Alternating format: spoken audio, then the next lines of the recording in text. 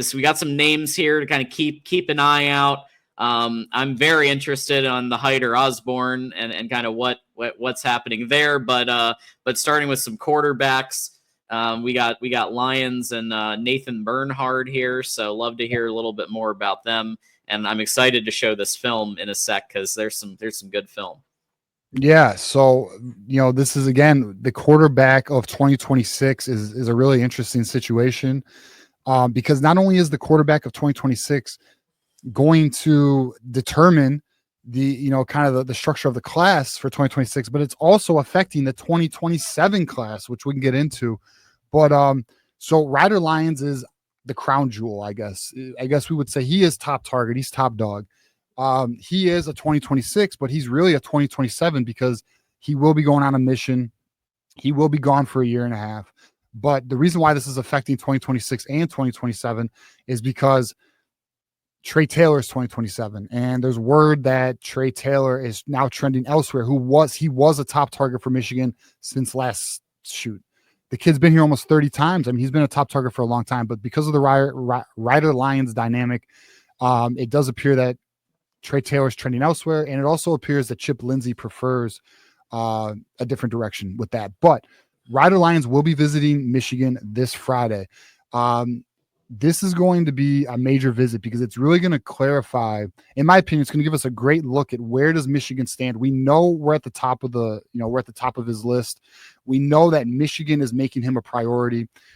We know that Chip Lindsey loves this kid's game. So where Michigan stands after this visit, in my opinion, is going to get a lot more clear and something we're going to have to monitor. But just know he's going to be arriving on Friday and staying all the way to Sunday for an unofficial visit. Again, very interesting to see these unofficial visits go for multi-day visits. It is my opinion, and I have heard some things but I don't want to go into too much detail on it, but I have heard that there's a little more going on with these official visits being multi-days. It isn't because they're supposed to be paying for their own trips. Okay. If it's an unofficial visit, it's up to the players and their families to pay for these trips. Yeah. I don't know how accurate that is these days. Let's just put it that way. All right. So the next player we'll hit. So we'll be on the lookout for the Ryder Lyons situation. The next player we're going to talk about, this is an interesting one. Nathan Bernard, the 6'5", 227 quarterback out of Ashland, Ohio, ranked 531st in the nation overall. Boom. There is a feeling, John, that he is trending to Michigan and quickly. Obviously has a big arm. So there's a belief that this could happen, guys, as soon as this weekend. This weekend, Nathan Bernard, who is a 2026, and it would make sense, guys. I'm going to kind of break this down how I'm looking at it. If you land a quarterback like a Nathan Bernard, who's more of a safe, high floor guy, right? Not a dual threat, but has a cannon of an arm. You can just see him. He's just well built. He is throwing baskets right here, 3-point shots. If your offensive line, right, protects this kid, because that's what it is. If you have a strong offensive line, which we will, he'll be just fine.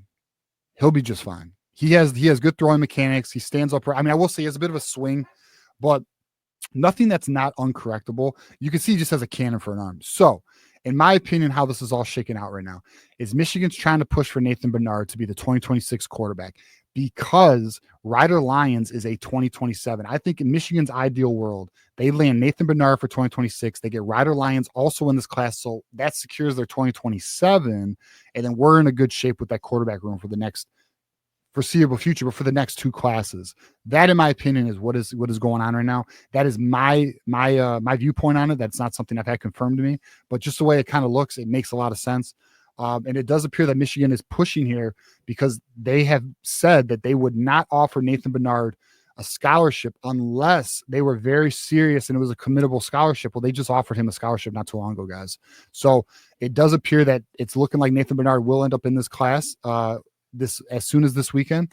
And it does appear that when Ryder Lyons visits Michigan on Friday, which happens to be this weekend, I feel Michigan's going to push very hard to try and get him into that 27 class. Even though it will be 2026, but technically 2027. So very interesting quarterback dynamic. And as you see, how does this affect the others? This affects the Brady Smeagol's, right? Brady Smeagol was a player, seems to be trending away. Trey Taylor, 2027, seems to be trending away.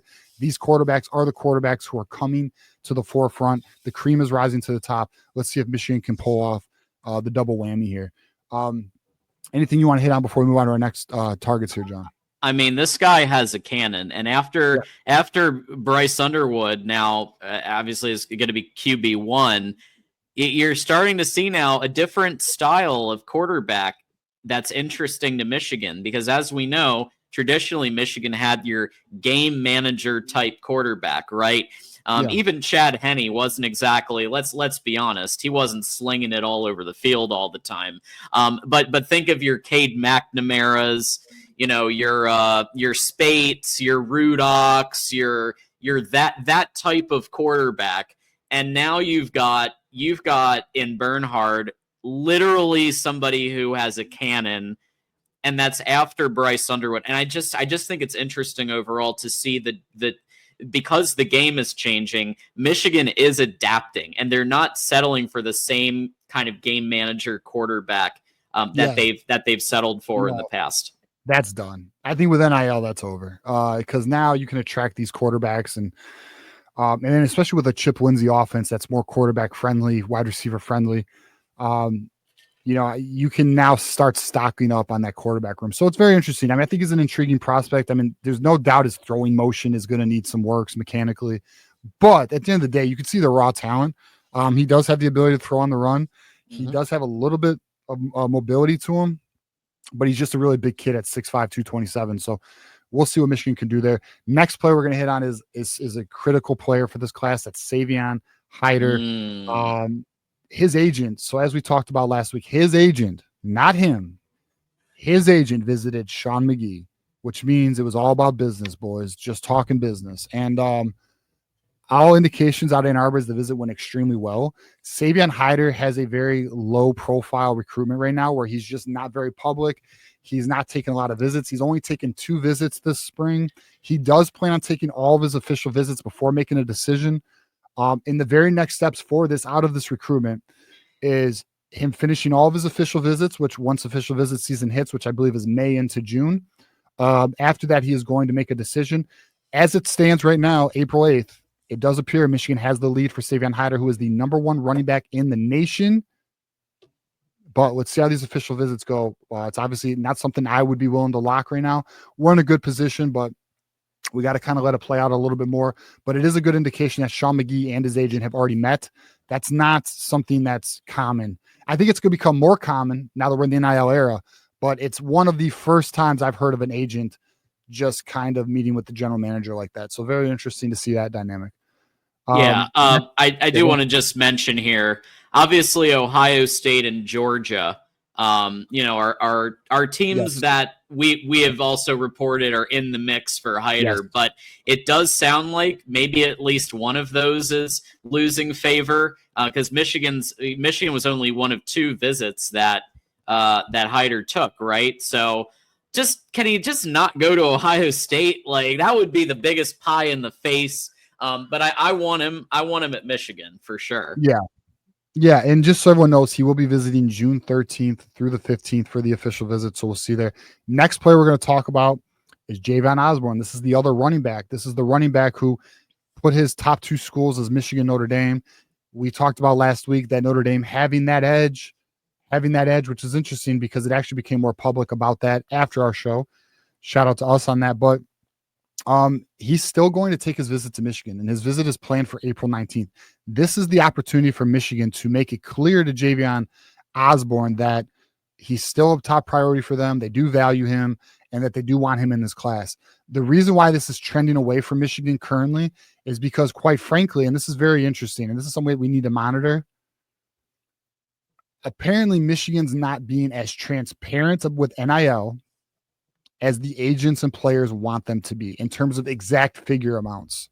They're giving ballpark ranges on what a kid can expect, but they're not giving exact numbers. And I'll tell you what I think about that.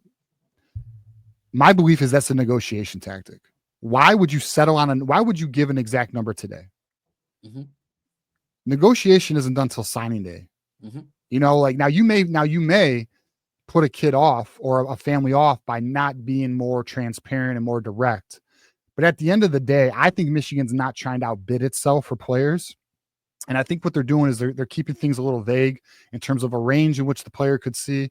But I also think that Michigan's taking a slower approach this cycle. So this way they can, as we saw, guys, we saw last cycle, end of September, all the way to signing day, a major wave of Michigan just going boom, boom, boom, commit. Top players, steal him from Georgia, steal him from Alabama, steal him from Auburn, steal him from South Carolina, steal him from Georgia, Shamar, etc.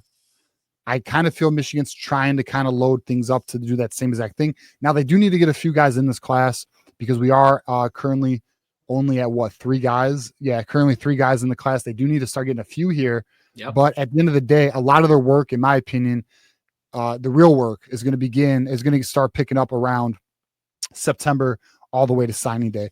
So it's something we just got to monitor. One thing that does go on in the back of my mind as we talked about Sean McGee, John, is like, what if Sean McGee does take that Navy job? His slow play here, which I'm not mad at, you know, when you're in negotiations, when you have a clock, you don't rush the clock because the clock isn't going to be rushed. You know, I mean, that the clock finishes in December. There's no reason to over leverage yourself or under leverage yourself. So it's something we need to monitor. It's an interesting dynamic. And we'll find out how much it matters as the class or as the cycle progresses. But it's something that I do think is interesting right now. But so we'll be on the lookout for Javion Osbourne. We'll see. We'll see if what comes about his April 19th visit. Now, I will say though, there is some confidence out of South Bend that things are trending quite well for Notre Dame here, and it may be one of those things where this last visit will give Javion Osbourne his answer. So let's be on the look. I will say this, I have heard he's potentially willing to make a decision before his official visits. So let's kind of see how this one plays out. He is expected to visit Michigan for official visits for June 20th. So again, if he makes his decision before the official visit, it's probably going Notre Dame. So we'll just have to keep monitoring that. Next player we're going to talk about, and this is a big one, John. A big one. And I don't have good news here, guys. This is Jackson Cantwell, and I'm going to be honest with you here. This kind of sets up very well with what we just talked about not giving direct numbers. So we are currently trending away from Jackson Cantwell, the number 1 offensive tackle in the nation. Okay. The 3 schools who are currently pulling away are Miami, Oregon, Georgia. Okay. Wow. How about that? 2 of those are very aggressive NIL players. The other one plays the game as well, right? So now, again, this is similar to Javion Osbourne, where what we're seeing is because of Sean McGee's slow play and not directness, it appears to be, I don't want to say rubbing players the wrong way, but it's, it's like anything. Like it's like in dating, you can only not commit so much, and at a certain point, they're going to move on, right? Yep. So it's something, there's a balance to this. There's an art. It's the art of negotiation, right? So we'll see. But it's also potentially, and this is probably true because we're going to get into our next player, Leo Delaney, right? It's probably true that Michigan looks at how the offensive line is shaping up. And you can play those highlights of Leo Delaney, John. It's probably true that they're like, you know what? Why do I need to spend $1.5 million for a Jackson Cantwell when I can spend, because I just landed Andrew Babelow and Ty Haywood last class. I can spend a little less, save a little more money here, put that money elsewhere in other positions, and we can land a guy like Leo Delaney, who, by the way, guys, which we'll transition to right now, by the way, is currently about 6'7", 300 pounds, boys. This is your offensive tackle that Michigan is definitely making a higher priority. This is your future left tackle, and if not your future left tackle, your right tackle, especially when you get an Andrew Babelow, which, by the way, damn it, we didn't even talk about this in the spring update. Andrew Babelow is actually playing pretty well, guys. So we should have mentioned that. I don't know why I didn't have that in my notes. It just came to my mind because I had someone tell me that was going on, or Andrew Babelow was playing well. But anyways, regardless, Leo Delaney right here, boys. He does have some film where he's playing on the opposite side of the ball. He will be a tackle for Michigan. He is currently ranked as the 132nd overall player in the nation, but he's the number 8 interior. He's considered interior offensive line, but Michigan's not recruiting him for an interior offensive line.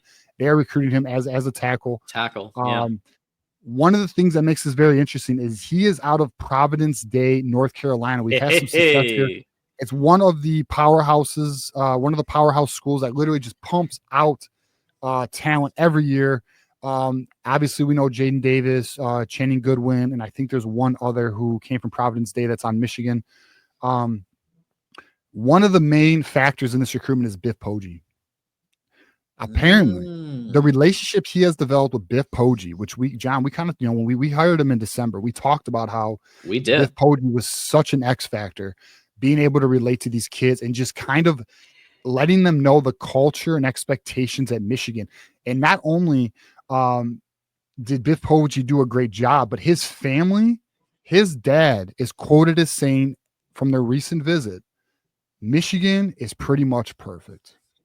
Wow. And because of this, John, there are crystal balls coming in for Michigan to land Leo Delaney by Bryce Marich and then Ethan McDowell of On3. So Bryce Marich of 247 and Ethan McDowell of On3. So you have the two competitor sites both throwing in the crystal ball or the prediction to Michigan.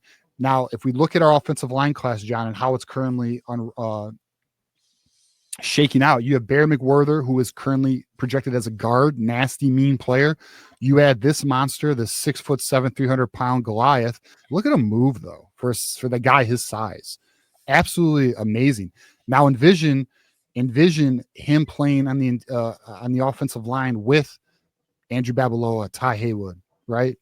And now Andrew that's a Michigan lineman right there. We're talking monsters too. These are big ass dudes, bro. Big ass dudes. So the investment in the offensive line still seems to be there, but I do believe it's because of players like this. And Marky Walbridge is another player that I know Michigan's very high on. Zayden Crimpen's another player. These seem to be and Malachi Lee. Let's not forget about Malachi Lee. These seem to be the names that Michigan is after. We're going to have to let this one play out, but it does look like the offensive line is starting to shake out. I will say it does appear that Michigan is looking to land 4 offensive linemen in this class. If we do land Leo Delaney, that leaves 2, John. That leaves 2. So we'll find out who wants those final 2 spots. Next player we'll hit on here, John, is another one where I don't have the best news, and that's Jordan Thomas. This is the cornerback out of Virginia, I believe. We've talked about him.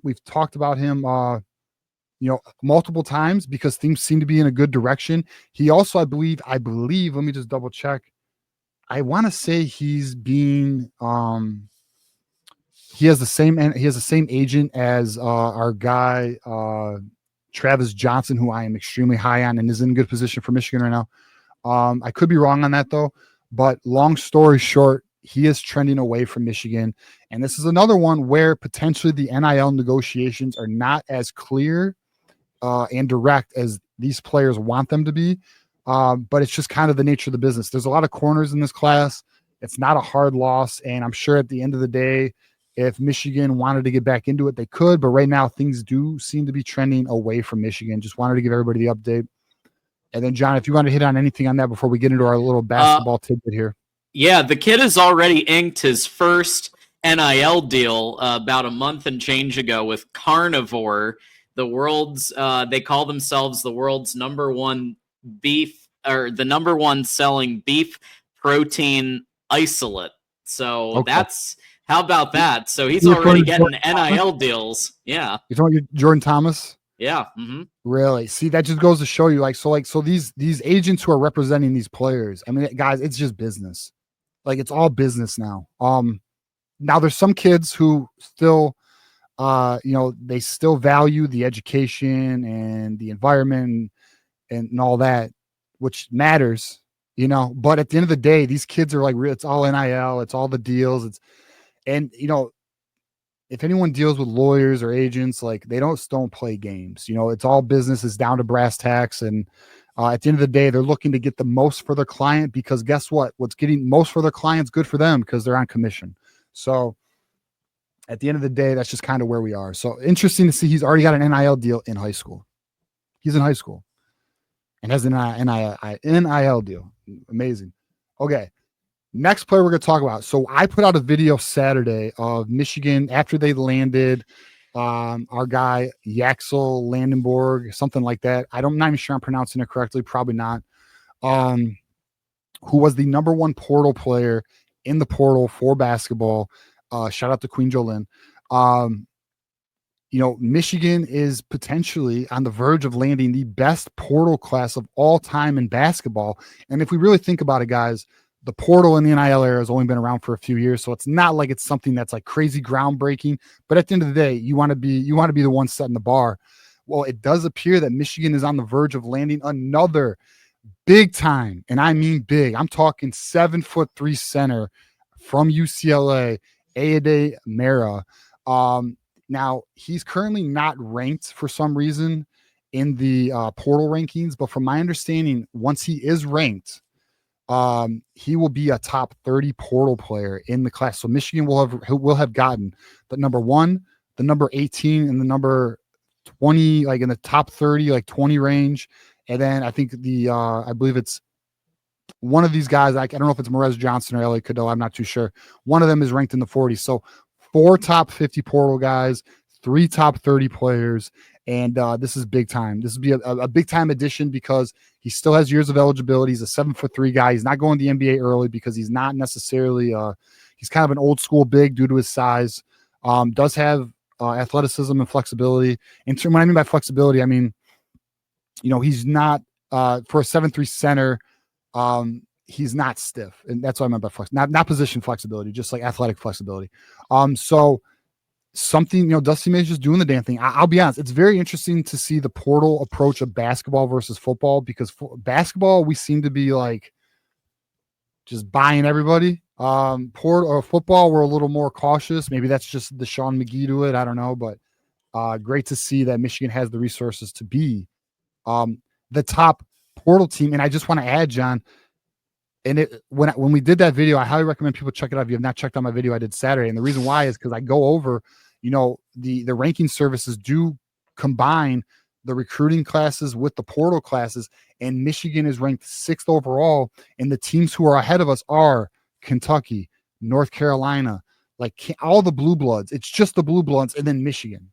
So Michigan's now up there. And when we're talking, like, when you look at the point differential, Michigan's like right there. They add Ayade Mera or Mara Mera. We'll figure it out. But they add him. They may be 5th or 4th, which is just great to see. You give Dusty May this kind of talent. As I said in that video, Sweet 16 runs will be the minimum.